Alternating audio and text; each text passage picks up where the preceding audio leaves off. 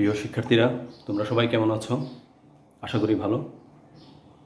বাসায় আছো, নিরাপদেই আছো। আজ আমি তোমাদেরকে আমার চতুর্থ শ্রেণী Bangla version online class third online ক্লাসে স্বাগতম জানাচ্ছি। আজকে আমরা পড়ব তোমাদের তথ্য ও যোগাযোগ প্রযুক্তি বইয়ের 14-15 পৃষ্ঠার ICT central processing unit. Central processing unit দেখো পৃষ্ঠা 14। সেন্ট্রাল প্রসেসিং ইউনিট, যাকে সংক্ষেপে বলে সিপিইউ বা বাংলায় বলা হয় কেন্দ্রীয় প্রক্রিয়াকরণ অংশ। ঠিক আছে? যেমন আমাদের একটু চিন্তা করো, আমাদের একটু সেন্ট্রাল প্রসেসিং ইউনিট আছে কোনটা? আমাদের ব্রেন।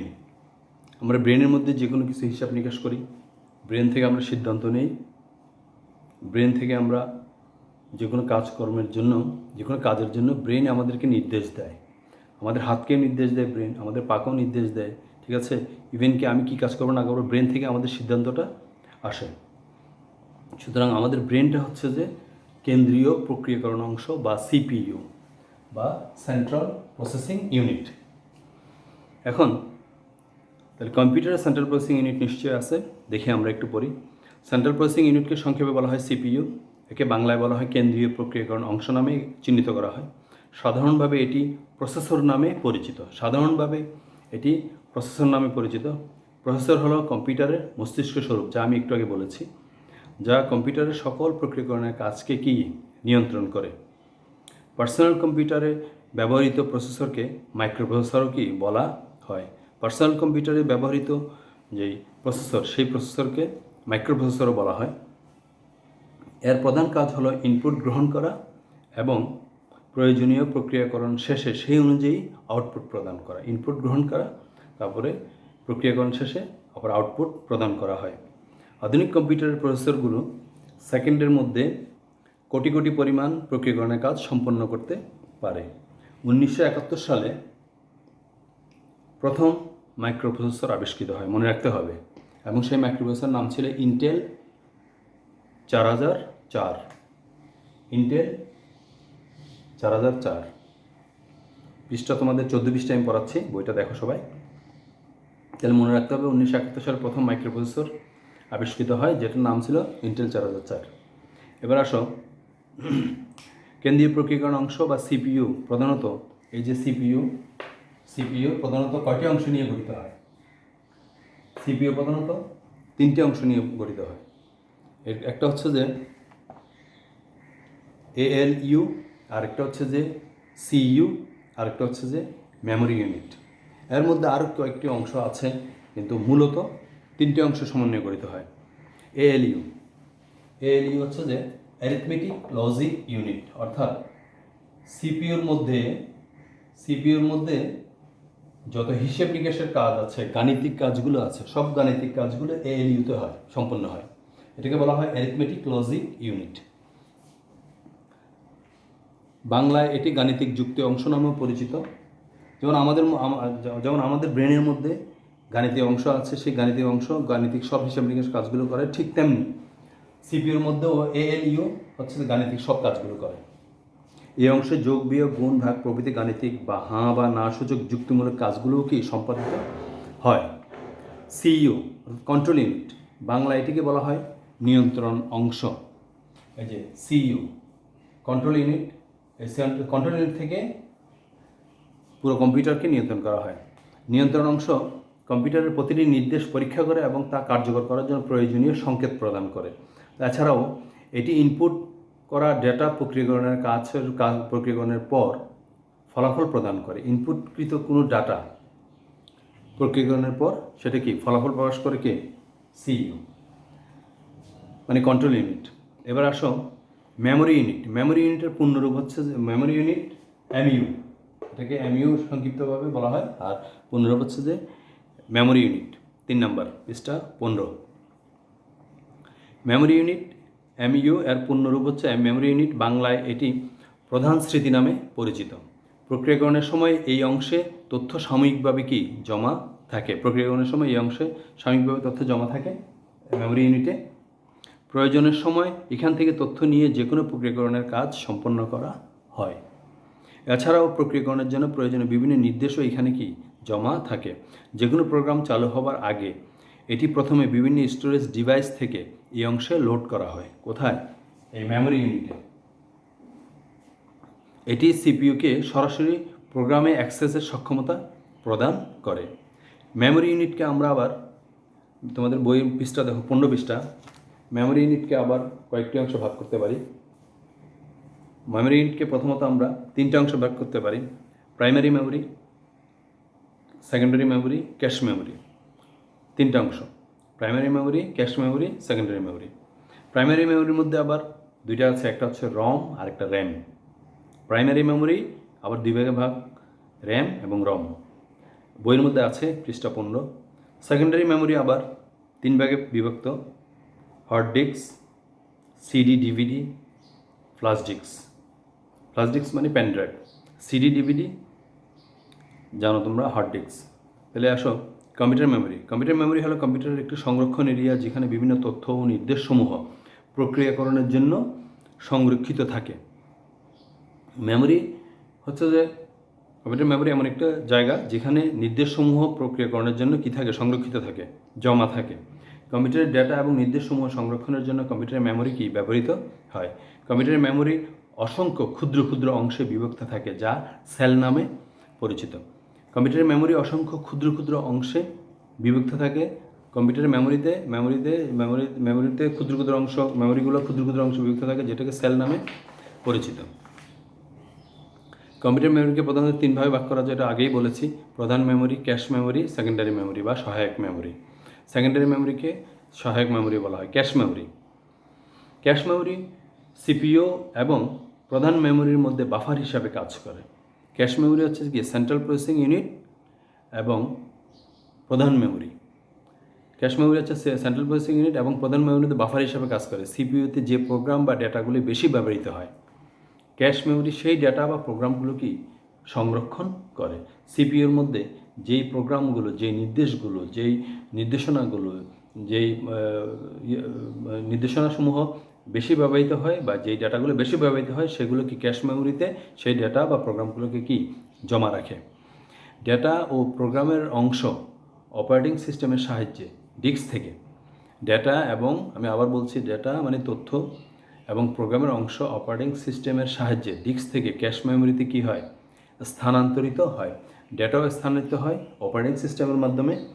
তারপরে প্রোগ্রামের অংশও অপারেটিং সিস্টেমের মাধ্যমে ডিস্ক থেকে, ওইটা হার্ড ডিস্কে থাকতে পারে, অন্য কোনো ডিস্কে থাকতে পারে, ডিস্ক থেকে ক্যাশ মেমোরিতে কি স্থানান্তরিত হয়। এই হচ্ছে ক্যাশ মেমোরি। ক্যাশ মেমোরিতে এগুলো মেমোরি, কিন্তু ক্যাশ মেমোরি এই পুরাটা হচ্ছে যে এগুলো পুরাটাই মেমোরি ইউনিট।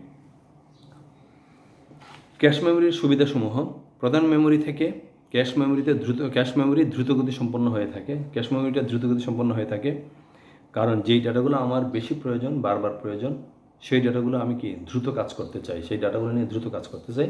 এজন্য সেই ডাটাগুলো কোথায় থাকে? ক্যাশ মেমোরিতে থাকে। এর ডেটা অ্যাক্সেস টাইম প্রধান মেমোরির চেয়েও কম হয়ে থাকে। অর্থাৎ এখানে একটা আছে প্রধান মেমোরি আছে, বলেছিলাম প্রধান মেমোরি, আরেকটা হচ্ছে কি সহায়ক মেমোরি, ঠিক আছে? কিন্তু ক্যাশ মেমোরিতে ডেটা রাখলে প্রধান মেমোরির থেকেও আরও দ্রুত কি আমরা ডেটা বের করতে পারবো বা দেখতে পারবো, কাজ করতে পারবো। অল্প সময়ে বারবার চালু করা হয় এমন প্রোগ্রামগুলো এখানে কি সংরক্ষিত থাকে। অর্থাৎ বারবার যে প্রোগ্রামগুলো চালু করা হয়, ফাইলগুলো চালু করা হয়, সেগুলো ক্যাশ মেমোরিতে জমা থাকে। এটি ডেটাকে সাময়িকভাবে ব্যবহারের জন্য সংরক্ষণ করে। ক্যাশ মেমোরি কিন্তু স্থায়ীভাবে সংরক্ষণ করে না, সে সাময়িকভাবে ডেটাকে সংরক্ষণ করে যাতে বারবার ব্যবহার করা যায়। এবার আসো প্রধান মেমোরি বা প্রাইমারি মেমোরি।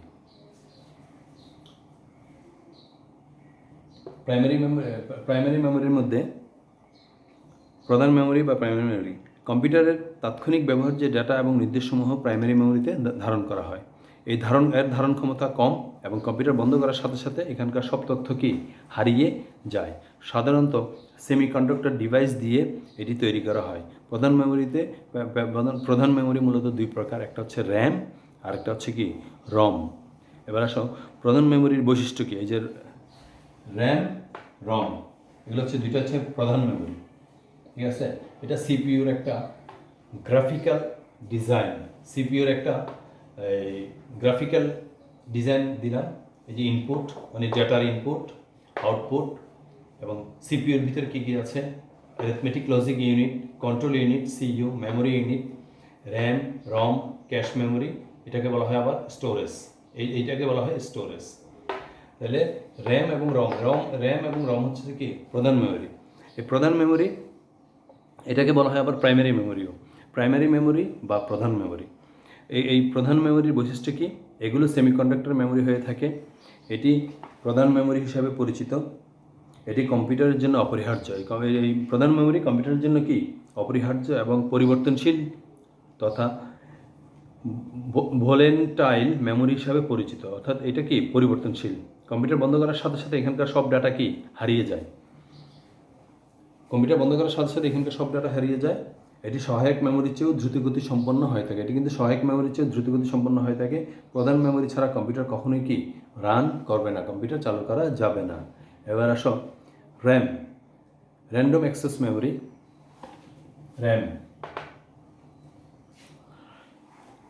র্যামকে বলা হয় র্যান্ডম অ্যাক্সেস মেমোরি বলা হয়, কেননা এখান থেকে কম্পিউটারের সকল স্টোরেজ ডিভাইসকে সরাসরি অ্যাক্সেস করা যায়। কম্পিউটার বা অন্য সকল ডিভাইসে এটি একটি কমন ডিভাইস হিসাবে ব্যবহৃত হয়। কম্পিউটারেও র্যাম থাকে, ল্যাপটপেও থাকে, ডেস্কটপেও থাকে, ইভেন কি এই মোবাইলেও থাকে। এই জন্য বলা হচ্ছে কম্পিউটার বা অন্য সকল ডিভাইসে এটি একটি কমন ডিভাইস হিসেবে পরিচিত। কম্পিউটার ব্যবহারকালীন সময়ে তথ্য উপাত্ত প্রোগ্রাম উত্তোলন করে কাজ করার জন্য র্যাম ব্যবহৃত হয় এবং এখান থেকে এগুলো দ্রুত প্রসেস দ্বারা অ্যাক্সেস করতে হতে পারে। বিদ্যুৎ সরবরাহ বন্ধ হয়ে গেলে র্যামে রক্ষিত তথ্যাদি কি মুছে যায়। কোনো কারণে বিদ্যুৎ বন্ধ হয়ে গেলে, ল্যাপটপ বন্ধ হয়ে গেলে, ডেস্কটপ বন্ধ হয়ে গেলে র্যামের মধ্যে যে তথ্যগুলো ছিল ওগুলো কি মুছে যায় তার সাময়িক কাজ করার জন্য। রিড অনলি মেমোরি বা রম, রিড অনলি মেমোরি। রম হচ্ছে যে রিড অনলি মেমোরি রম কম্পিউটার চলাকালীন সময়ে বিভিন্ন যন্ত্রাংশের সঙ্গে সংযোগ স্থাপনের জন্য প্রয়োজনীয় কিছু প্রোগ্রাম, সফটওয়্যার, তথ্য রম স্মৃতিতে কি স্থায়ীভাবে সংরক্ষণ করা থাকে। এবার আসো সহায়ক মেমোরি বা সেকেন্ডারি মেমোরি। সহায়ক মেমোরি হচ্ছে যে এই ধরনের মেমোরি এক্সটার্নাল মেমোরি হিসেবে পরিচিত। এটি প্রধান মেমোরির চেয়েও ধীরগতি সম্পন্ন হয়ে থাকে। আমরা বলেছিলাম প্রধান মেমোরি বা প্রাইমারি মেমোরি। প্রথমে বলেছিলাম প্রাইমারি মেমোরি কোনগুলো বলেছিলাম, সেগুলো হচ্ছে যে প্রাইমারি মেমোরি বলেছিলাম র্যাম এবং রম। হচ্ছে যে প্রাইমারি মেমোরি। আর এখন আমরা দেখব কি সেকেন্ডারি মেমোরি বা সহায়ক মেমোরি। সহায়ক মেমোরি এই প্রধান মেমোরির থেকে ধীরগতি সম্পন্ন হয়। এটি ডেটা এবং তথ্যকে কি স্থায়ীভাবে সংরক্ষণ করে, যেমন hard disk, CD ROM, flash drive মানে পেন ড্রাইভ, ডিভিডি, সিডি প্রভৃতি। সহায়ক মেমোরির বৈশিষ্ট্য এগুলো চৌম্বকীয় এবং অপটিক্যাল মেমোরি। এগুলো কি চৌম্বকীয়, অপটিক্যাল মেমোরি। এটি ব্যাকআপ মেমোরি হিসাবে পরিচিত। অর্থাৎ আমি মেমোরি এই ডিভাইসের মধ্যে আমি কি তথ্য জমা করে রেখে দিতে পারবো ব্যাকআপ হিসাবে। এগুলো ভোলেন্টাইল টাইপ মেমোরি হয়ে থাকে, নন ভোলেন্টাইল টাইপ মেমোরি হয়ে থাকে। বিদ্যুৎ সরবরাহ বন্ধ হয়ে গেলেও এখানে স্থায়ীভাবে কি ডেটা সংরক্ষিত করে রাখা যায়। কম্পিউটার ডেটাকে স্থায়ীভাবে সংরক্ষণের জন্য এটি কি ব্যবহৃত হয়, স্থায়ীভাবে সংরক্ষণের জন্য সিডি, ডিভিডি, ফ্ল্যাশ ড্রাইভ আমরা বছরকে বছর দীর্ঘদিন ধরে রেখে দিতে পারবো। সহায়ক স্মৃতি ছাড়া কম্পিউটার রান করতে পারে। অর্থাৎ এই সহায়ক স্মৃতি ছাড়াও কম্পিউটার কি চালু হতে পারে।